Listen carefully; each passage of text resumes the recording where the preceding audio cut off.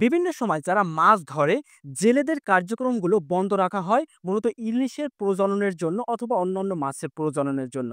কিন্তু এই বন্ধ রাখার পরও সরকার কিন্তু একটা কার্ড প্রদান করে। সেই কার্ডের মাধ্যমে তারা একটা রেশন হিসেবে চাল পায়, 30 কেজি 40 কেজি আরো অনেক কিছু সুবিধা পায়। তো আজকের ভিডিওতে আমি আপনাদের দেখাবো কিভাবে আপনারা অনলাইনে এই কার্ডের জন্য আবেদন করবেন। জেলে কার্ড আবেদনের জন্য আমরা সরাসরি চলে যাব ক্রোম ব্রাউজারে। এখানে সার্চ অপশন আমরা ক্লিক দিয়ে লিখবো মৎস্য অধিদপ্তর নিবন্ধন। তো বানানটা ভালোভাবে দেখে নিতে পারেন। এখানে ১ম যে লিঙ্কটা চলে আসবে এই লিঙ্কটার উপরে ক্লিক দিতে হবে। তারপর উপরে যে ৩ ডট আছে এটার উপরে ক্লিক দেব। এখান থেকে আমরা যে অনলাইন নিবন্ধন ফর্ম এটার উপরে ক্লিক দেব। ক্লিক দেওয়ার পর এখানে কিন্তু আমাদের স্টেপ বাই স্টেপ ৪ টা ধাপে এই ফর্মটা পূরণ করতে হবে। ১ম এ এখানে দরকার হবে পার্সোনাল ইনফরমেশন। তো পার্সোনাল ইনফরমেশন এ ১ম এ ইংলিশে নাম, তারপর হচ্ছে বাংলায় নাম, তারপর হচ্ছে পিকচার। এখানে যে জেলের আবেদন করা হবে সেই জেলের কিন্তু এখানে পিকচারটা দিতে হবে। তো আমি নাম এবং এখানে পিকচারের উপর ক্লিক দিয়ে একটা পিকচার দিয়ে নিলাম।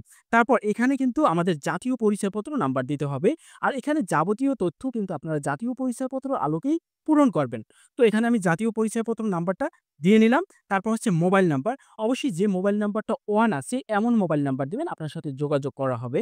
তারপর হচ্ছে জেন্ডার, যদি পুরুষ হয় তাহলে পুরুষ দিবেন, যদি মহিলা হয় মহিলা দিবেন। তারপর ধর্ম, এটার উপরে ক্লিক দিয়ে ইসলাম হলে ইসলাম দিবেন এবং অন্যান্য ধর্ম হলে অন্যান্য ধর্ম দিবেন। এরপর নিচে আছে জন্মস্থান, তো ক্লিক দিয়ে আপনার জন্মস্থান যে জায়গাটায় সেটা দিয়ে নেবেন।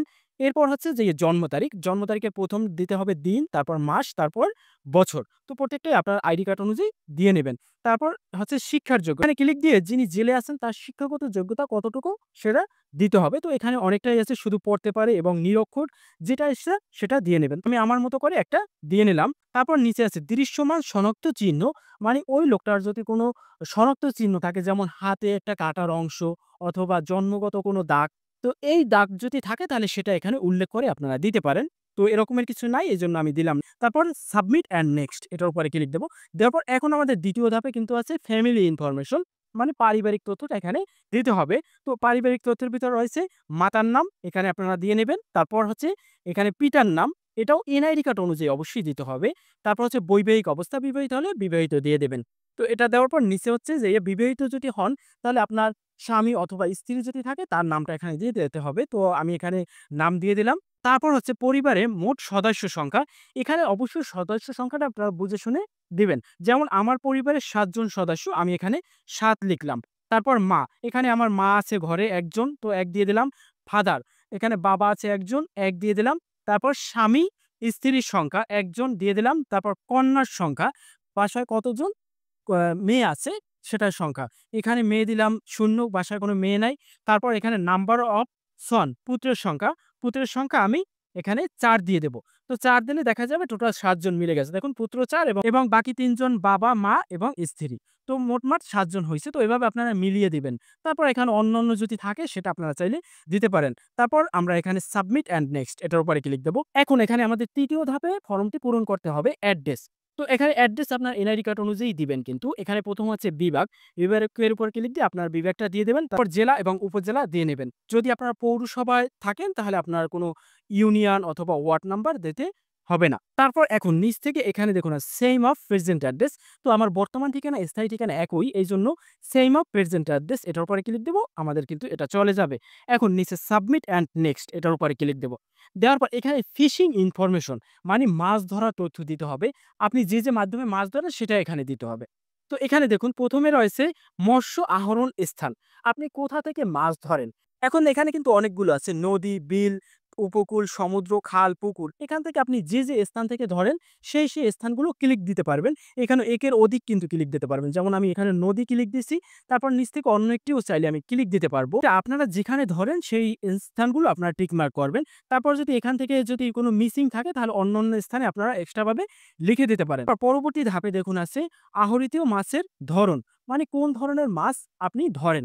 তো এখানে চিংড়ি আছে, আমি চিংড়ি সিলেক্ট করে দেব এবং এখানে অন্যান্য জায়গায় আপনি অন্যান্য যদি মাছ ধরেন সেটাও কিন্তু চাইলে লিখতে পারেন। তারপর হচ্ছে মাছ ধরার সরঞ্জাম, মানে আপনি কোন মাধ্যমে মাছ ধরেন। এখানে কিন্তু অনেকগুলো অপশন আছে, যেমন ক্রাফট, শুধু জাল, জাল নৌকা। তো এখান থেকে আমি মাত্র একটা সিলেক্ট করব, যেমন শুধুমাত্র ট্রাফ। আপনারা চাইলে যদি জাল দিয়েও ধরেন সেটাও আপনারা ক্লিক দিতে পারেন। তো আমি একটা ক্লিক দিয়ে দিছি এবং নিচে অন্যান্য আছে। উপরের যেগুলো আছে সেগুলোর মধ্যে যদি আওতাভিত্তিক না থাকে অন্য স্থানে লিখে দিবেন। এছাড়াও সরঞ্জামের নাম আপনারা যাবতীয় ম্যানুয়ালভাবে লিখে দিতে পারেন যদি আপনাদের থাকে। মানে A to Z আপনার ফর্মটা পূরণ করতে হবে। তো এগুলো নাই, না থাকলে দেওয়ার দরকার নাই। তো আমার নাই এজন্য আমি দিব না। তারপর মৎস্য আহরণের ধরন। মানে এখন আমি এককভাবে মৎস্য আহরণ করি না দলবদ্ধভাবে? তো আমি এখানে সিঙ্গেল দিয়ে দেব। এককভাবে মূলত যদি আপনারা দলবদ্ধভাবে করেন তাহলে দলবদ্ধ দিয়ে দেবেন। তারপর দলে জেলের সংখ্যা কত? যদি দলবদ্ধ হিসেবে মাছ ধরেন তাহলে জেলের সংখ্যা কত সেটা সিলেকশন করতে হবে। তো এখানে ২ থেকে ৫ জন এটা আমি দিয়ে দিচ্ছি। তো আপনাদের যদি এককভাবে ধরেন তাহলে দেওয়ার সিলেক্ট করার দরকারই নাই। তো তারপর নিচে হচ্ছে মাছ বিক্রির স্থান। মূলত এই মাছটা ধরার পর আপনারা কোথায় বিক্রি করেন? এখানে কিন্তু অনেকগুলো অপশন আছে যেমন মহাজনের আড়ত। তো এখানে আমি শুধুমাত্র দিব বাজারে খুচরা। আপনারা যেখানে বিক্রি করেন সেটা দিয়ে নিতে পারবেন। বাট এখানে জালের মালিকানা অবশ্যই জেলে হলে আপনার জাল থাকবে। যদি না থাকে সমস্যা নাই। এখানে ক্লিক দিয়ে যদি আপনারা একক জাল থাকে তাহলে দিবেন এবং যদি জাল একান্ত নাই থাকে তাহলে প্রযোজ্য না এটার উপরে ক্লিক দেবেন। এবং জাল যদি থাকে তাহলে জালের কিন্তু তথ্যটা দিতে হবে। যেমন জালের দৈর্ঘ্য, তারপর জালের প্রস্থ, তারপর জালের মূল্য কত টাকা এবং টাকার উৎস A to Z জালের তথ্যটা দিতে হবে। যেহেতু আমি প্রযোজ্য নয় এটা দিছি এইজন্য আমি জালের তথ্যগুলো দিব না। তারপর হচ্ছে নৌযানের ধরন।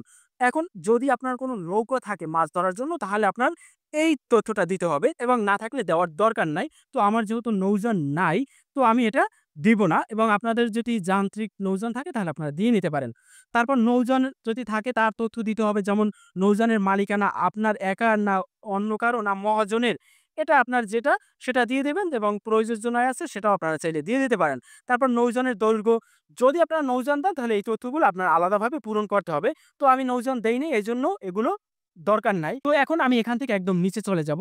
নিচে যাওয়ার পর এখানে দেখুন মেইন প্রফেশন মানে প্রধান পেশাটা কি? তো এখানে প্রধান পেশা আমি জেলে দিয়ে দেব এবং সহকারী পেশাটা কি? মানে জেলের পাশাপাশি কি কাজ করে? তো জেলের পাশাপাশি কৃষক, তো আমি কৃষক দিয়ে দেব এবং বার্ষিক আয় কত? এটা আমাদের লিখতে হবে। তো ১,২০,০০০ টাকা বার্ষিক আয়। তো এটা আমি দিয়ে দেব। তারপর এখানে দেখুন প্রধান পেশা থেকে আয় কত? যদি মাছ বেশিরভাগ সময় ধরেন তাহলে আপনাদের প্রধান পেশা থেকে আয়টাই বেশি হবে। তো আপনারা ৫০,০০০ ৬০,০০০ এর মতো দিয়ে নিতে পারেন। মানে ১,০০,০০০ এর একটু নিচে রাখবেন। তারপর সহকারী পেশাসমূহ থেকে আয়। তো এখানে যেহেতু আমি কৃষি দিছিলাম সেখান থেকে আমার আয় কত? এখান থেকে আমি আয় দিব ৫০,০০০ টাকা। তারপর বার্ষিক ঋণের পরিমাণ। আপনার যদি বার্ষিক কোনো ঋণ নেওয়া লাগে তাহলে আপনার ঋণের পরিমাণ দিতে পারেন। তো আমি ক্লিক দিয়ে ৬,০০০ পর্যন্ত দিয়ে দেব সর্বনিম্নটা। আপনারা চাইলে বেশিও দিতে পারেন। তারপর বার্ষিক সঞ্চয় পরিমাণ। তো এটার পরে ক্লিক দিয়ে বার্ষিক কত হাজার টাকা সঞ্চয় করতে পারি? ৬,০০০ টাকা এটাও দিয়ে দেব। তারপর সর্বশেষ এখানে ক্লিক দিয়ে এটাও আপনারা চাইলে ৬ মাস দিয়ে দিতে পারেন তাহলে সবথেকে ভালো হয়। তো এটা ক্লিক দিয়ে দেব। এখন নিচে দেখুন আছে সাবমিট অ্যান্ড নেক্সট এটার উপরে ক্লিক দেব। দেখুন উপরে আমার কোনটা যেন মিসিং গেছে, এইটা মিসিং গেছে। তো এটার উপরে ক্লিক দিয়ে এখানে বছরে কত মাস আমরা মাছ ধরি সেটা এখানে দিতে হবে। তো এই যার আবেদনটা করতেছি সে ১ থেকে ৪ মাস মাছ ধরে তো ১ থেকে ৪ মাস দিয়ে দিয়েছিলাম। তো আর সারা বছর যদি ধরে তাহলে সারা বছরটা দিয়ে দিবেন। তো এটা দেওয়ার পর একদম নিচে চলে যাবো এবং পর সাবমিট অ্যান্ড নেক্সট এটার উপরে ক্লিক দেব। ক্লিক দেওয়ার সাথে, সাথে আবেদনটা কিন্তু কনফার্ম হয়ে যাবে। তো এই আবেদনটা যে ইউনিয়নে আবেদন করা হইছে অথবা যে ওয়ার্ডে আবেদন করা হইছে সেই ওয়ার্ডে কিন্তু চলে যাবে। তো তারা এটাকে যাচাই করবে। যাচাই করার পর আপনি যদি অরিজিনাল জেলে হন তাহলে আপনাকে ফোন দেওয়া হবে। ফোন দেওয়ার পর আপনার কার্ডটা যাচাই-বাছাই করে তারা আপনার বাসায় অথবা আপনার গিয়ে নিয়ে আসতে হবে। ফোন দেওয়ার মাধ্যমে তাদের সাথে যোগাযোগ করে আপনারা নিতে পারেন এবং আবেদনটা করার পর আপনারা চাইলে মৎস্য অধিদপ্তর অথবা আপনার ইউনিয়নে এবং ওয়ার্ডে যারা আছে তাদের কাছ থেকে যোগাযোগ করে আপনারা তথ্য জানতে পারেন।